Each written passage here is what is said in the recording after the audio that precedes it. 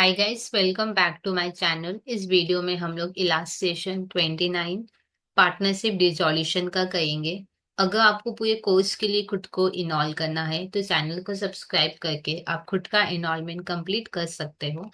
यहाँ पे देखो सारे पार्टनर्स इंसॉल्वेंट है। तो इस लाइन का मतलब क्या हुआ कि देखो नॉर्मली क्या होता है कि अगर मान लो मेरे पास कैश शॉर्ट पड़ रहा है लाइबिलिटी पे करते समय, तो हम लोग क्या करते हैं, नॉर्मली पार्टनर से मंगवा लेते हैं। अब क्योंकि पार्टनर यहाँ पे खुद इंसॉल्वेंट है तो मेरे को पैसा उनसे नहीं मिल पाएगा। अब अगर मेरे को पार्टनर से पैसा नहीं मिल पाएगा तो डेफिनेटली हम अपना लाइबिलिटी फी भी पूरा पे नहीं कर पाएंगे। अगर जरूरत पड़ा तो, अगर कैश शॉर्ट पड़ा तो क्योंकि मेरे को पता है कि पार्टनर इंसॉल्वेंट है, इसका मतलब अगर मेरे को जरूरत पड़ा तो पार्टनर से मेरे को पैसा नहीं मिलेगा। तो अगर कैश शॉर्ट पड़ जाएगा तो इस केस में फिर लाइबिलिटी भी हम लोग पूरा नहीं पे कर पाएंगे। तो क्योंकि यहाँ पे चांसेस है कि हम अपना लाइबिलिटी पूरा नहीं पे कर पाएंगे, तो हम लोग क्या करेंगे, इंडिविजुअल लाइबिलिटी अकाउंट खोलेंगे। जैसे यहाँ पे बैंक लोन और क्रेडिटर है, तो यहाँ पे फिर हम लोग बैंक लोन अकाउंट और क्रेडिटर अकाउंट खोलेंगे, ठीक है। क्योंकि यहाँ पे हम पूरा नहीं पे कर सकते ऐसा चांसेस है, तो यहाँ पे हम लोग इंडिविजुअल लाइबिलिटी अकाउंट खोलेंगे, ठीक है। तो चलो स्टार्ट करते हैं। सम कैपिटल गिवन है यहाँ पे, लाइबिलिटी में गिवन है तो ये क्रेडिट नेचर का हुआ। तो क्रेडिट में वैल्यू लिखेंगे अपने 5,000, 3,000 और 2,000। 5, 3 और 2। अच्छा कैपिटल है, कैपिटल में तो कैपिटल नहीं होगा तो फिर क्या लिखेंगे, बैलेंस बीडी। फिर नेक्स्ट देखो यहाँ पे क्या गिवन है, बैंक लोन लाइबिलिटी में है तो क्रेडिट नेचर का, तो क्रेडिट में लिखेंगे 60,000। बैंक लोन के क्रेडिट में 60,000, बैंक लोन में बैंक लोन तो नहीं होगा तो फिर क्या लिखेंगे, बैलेंस बीडी। फिर नेक्स्ट देखो क्या गिवन है, क्रेडिटर्स लाइबिलिटी में मतलब क्रेडिट नेचर का, तो क्रेडिट में लिखेंगे 40,000। क्रेडिटर क्रेडिट में लिखेंगे 40,000। क्या बोल के, क्रेडिटर में क्रेडिटर तो नहीं होगा तो बैलेंस बीडी बोलकर लिखेंगे। एक चीज में फिर ध्यान बताई, ध्यान से समझना। देखो यहाँ पे ना पार्टनर इंसॉल्वेंट है, इसका मतलब अगर मेरे को पैसे का जरूरत पड़ा तो मेरे को पार्टनर पैसा नहीं देंगे। अब क्योंकि पार्टनर पैसा नहीं देंगे तो चांसेस है कि यहाँ पे शायद लाइबिलिटी पे ना हो पाए पूरा, हाँ या ना। अगर मान लो कैश शॉर्ट पड़ गया तो इस केस में फिर हम अपना लाइबिलिटी पूरा पे नहीं कर पाएंगे, हाँ या ना।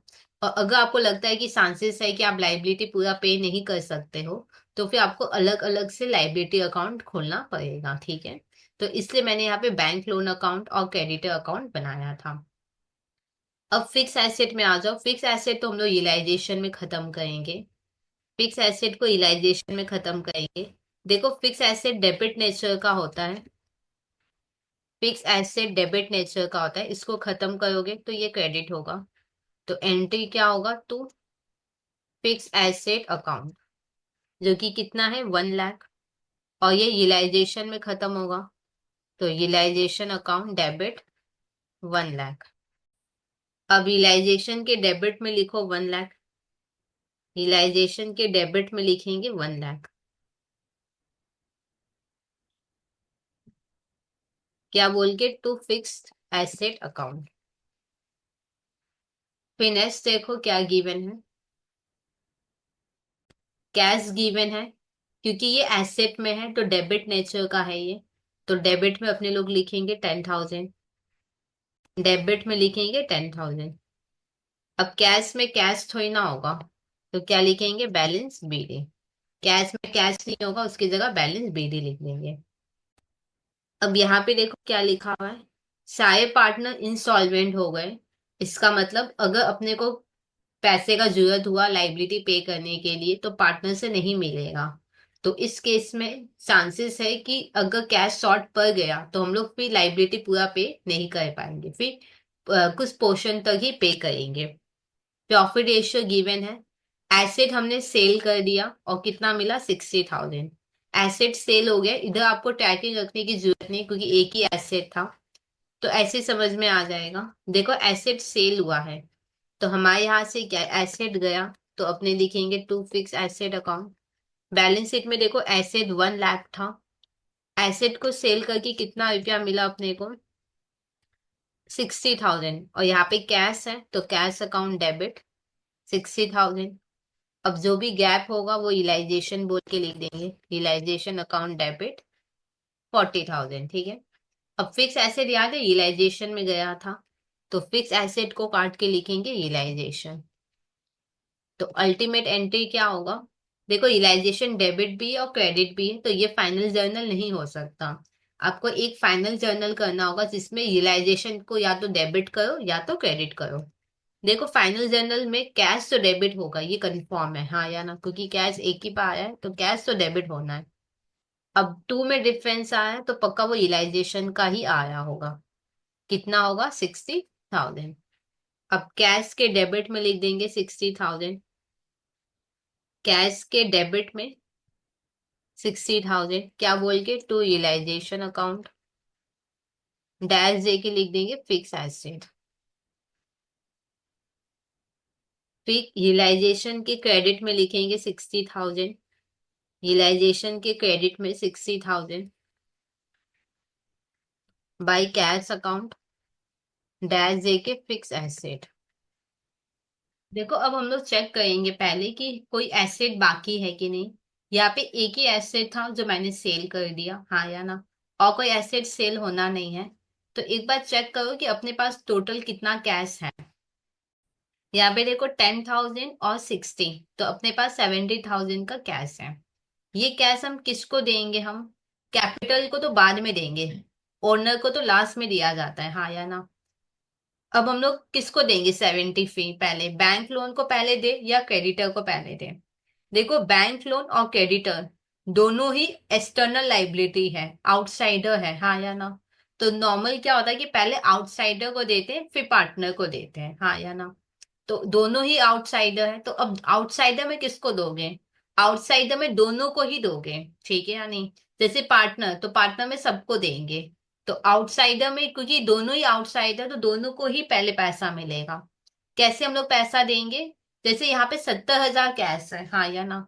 सपोज मेरे पास डॉट 1 लाख कैश होता, तो मेरे को चाहिए भी कितना था? 1 लाख। तो 60 इसको दे देते, 40 इसको दे देते।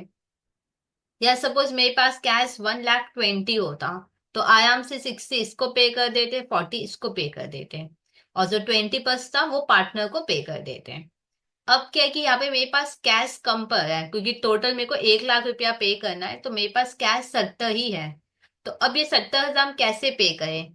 मतलब कि क्या हम पहले बैंक को पे कर दे 60 और 10 क्रेडिटर को दे दें, या फिर क्रेडिटर को 40 दे देते हैं और बैंक को बचा हुआ 30 दे देते हैं? क्या इस तरीके से करोगे? देखो दोनों ही आउटसाइड लाइबिलिटी है, तो दोनों एक साथ पे होंगे। कौन से रेशियो में? इस रेशियो में पे होंगे, 60 और 40 के रेशियो में। दैट इज 3:2 में हम लोग पे करेंगे, ठीक है या नहीं। ये जो 70,000 कैश है यहाँ पे हम लोग लिखेंगे यूपी 70,000 विल बी पेड। ये हम लोग पे करेंगे किसको? बैंक लोन और क्रेडिटर को हम लोग पे करेंगे। कौन से रेशियो में पे करेंगे? 3:2 के रेशियो में हम लोग पे करेंगे, क्लियर। तो हम लोग कितना पे करेंगे? Bank loan, amount paid to bank loan कितना पे करेंगे? 70,000 इंटू 3/5। देखो रेशियो कब यूज करोगे? जब आपके पास पैसा इनसफिशियंट है, हाँ या ना। यहाँ पे 1 लाख रुपया चाहिए था और मेरे पास सिर्फ 70,000 ही है, तब हम रेशियो के हिसाब से इनको पे करेंगे, ठीक है या नहीं। तो 70,000 इंटू 3/5 तो होगा 42,000, ठीक है। कितना हम लोग क्रेडिटर को पे करेंगे? अमाउंट पेड टू क्रेडिटर, देखो ऐसे एक निकाल सकते हो, 70 में से 42 बैंक को पे कर रहे हो तो बाद बाकी क्रेडिटर को। नहीं तो आप ऐसे भी कर सकते हो, 70,000 इंटू 2/5, ठीक है। तो आएगा 28,000। तो चलो पे कर देते हैं। अब देखो बैंक को पे करोगे ना तो एंट्री क्या होगा? पे कर रहे हो तो टू कैश अकाउंट बैंक को पे करने का एंट्री बता रही हूँ, टू कैश 42 और बैंक लोन अकाउंट डेबिट 42, ठीक है।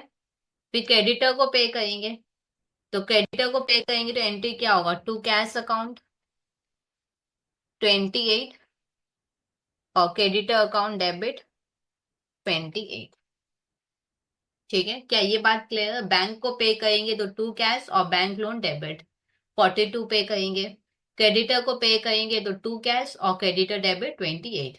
अब हम लोग पोस्टिंग कर लेते हैं। बैंक लोन के डेबिट में 42, क्या बोल के 2 कैश अकाउंट, फिर नेक्स्ट होगा कैश के क्रेडिट में 42, क्या बोल के बाई बैंक लोन अकाउंट, फिर क्रेडिटर के डेबिट में 28,000, क्रेडिटर के डेबिट में 28,000 टू कैश अकाउंट, फिर कैश के क्रेडिट में 28,000, ये तो कैश के क्रेडिट में 28,000 बाई क्रेडिटर अकाउंट। अब एक चीज देखो, कैश तो मेरा यहाँ पे टोटल खत्म हो गया, अब मेरे पास कोई कैश नहीं है। अब देखो जो हम नहीं पे कर पाए, जैसे क्रेडिटर यहाँ पे 40 होगा और 40, यहाँ पे देखो 12,000 हम लोग क्रेडिटर को नहीं पे कर पाए, तो ये कहाँ चला जाएगा, डेफिशिएंसी। ठीक है, जो हम लोग नहीं पे कर पाएंगे वो डेफिशिएंसी में जाएगा। देखो यहाँ पे क्रेडिटर डेबिट हुआ है और डेफिशिएंसी क्रेडिट हुआ है, तो डेफिशिएंसी के क्रेडिट में लिखेंगे 12,000, क्या बोलेंगे, बाई क्रेडिटर अकाउंट। अब बैंक वाला भी कर लेते हैं, बैंक लोन। देखो 18,000 हम लोग नहीं पे कर पाए, तो ये भी कहा जाएगा डेफिशिएंसी में। ठीक है, यहाँ पे देखो 18,000 से बैंक लोन डेबिट हुआ है और डेफिशिएंसी क्रेडिट, तो डेफिशिएंसी की क्रेडिट में 18,000, क्या बोल के बाई बैंक लोन अकाउंट। ठीक है, अब क्या करेंगे, यूटिलाइजेशन गिवन है, यूटिलाइजेशन को टैली करेंगे। 1 लाख आएगा, 40,000 का डिफरेंस आएगा जो कि पार्टनर्स में डिवाइड होगा, तो बाई पार्टनर्स कैपिटल अकाउंट। यहाँ पे देखो यूटिलाइजेशन क्रेडिट है, कैपिटल डेबिट है। कैपिटल ऑलवेज क्रेडिट होता है, पर यहाँ पे डेबिट है, मतलब कम हो गया है कैपिटल, तो फिर यहाँ पे डैश दे के लिखेंगे लॉस ऑन यूटिलाइजेशन।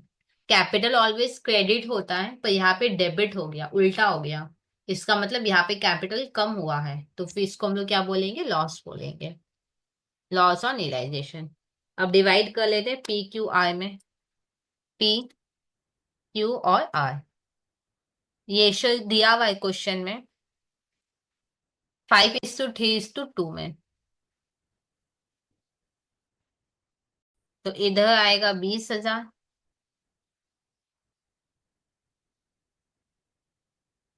12,000 और इधर होगा 8,000। अब यहाँ पे देखो यूटिलाइजेशन क्रेडिट हुआ है, हाँ या ना, और कैपिटल क्या हुआ है, डेबिट, तो कैपिटल के डेबिट में लिखेंगे 20,000, 12,000 और 8,000, 20, 12 और 8। ठीक है, अब जो यहाँ पे क्या लिखेंगे, टू यूटिलाइजेशन अकाउंट, डैश दे के लिखेंगे लॉस ऑन यूटिलाइजेशन। अब देखो नॉर्मली क्या होता है कि जो भी डिफरेंस आएगा वो टू कैश या बाई कैश, टू कैश मतलब हम पे करेंगे, जो कि हम कर नहीं सकते, क्यों, क्योंकि मेरे पास कैश ही नहीं है, हाँ या ना, तो यहाँ टू कैश नहीं होगा, तो फिर क्या होगा, टू डेफिशिएंसी।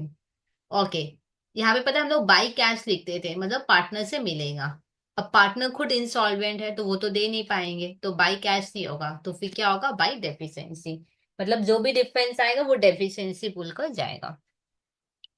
तो इधर हो गया 20,000, 12 और 8,